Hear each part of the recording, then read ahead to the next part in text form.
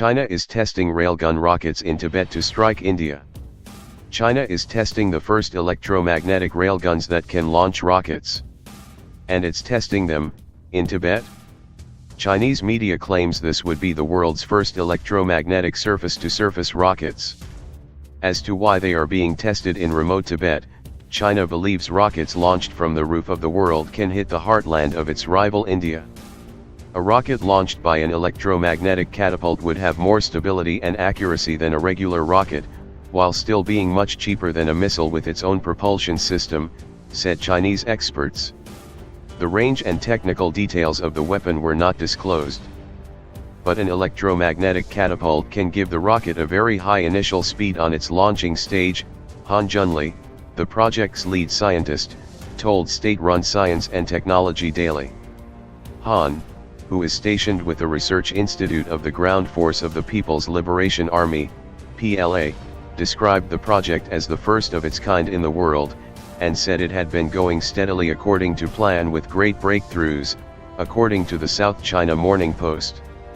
Han has collected first-hand data from the 4,000 meter, 13,123 foot, plus plateau and studied how to optimize the rockets for the high-altitude environment, where temperatures are extremely low in winter and the atmosphere is thin.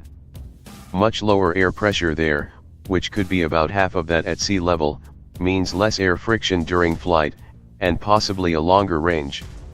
However, thinner air also means less force that the tail fins can generate to control the rocket's position during flight, greatly reducing its precision. An electromagnetic catapult launcher, which stabilizes the flight while increasing initial velocity, would make the rockets a much more powerful weapon, especially on the plateau. China and India share an uneasy border along Tibet and the Himalayas, over which the two nations fought a brief war in 1962 in which China seized disputed territories. While the area has been fairly quiet since, Indian and Chinese troops almost came to blows last year after Chinese troops began extending a road in the disputed border area of Doklam. Long-range rockets would be a valuable asset in fighting over the highest mountains in the world, which severely taxes ground troops and aircraft. But with hundreds of kilometers of range, from there they would be able to strike the heartland of India, noted the South China Morning Post. How India, which has nuclear weapons, would respond to rocket attacks on its cities is another matter. China is already developing an electromagnetic catapult just as the US has to launch planes from aircraft carriers.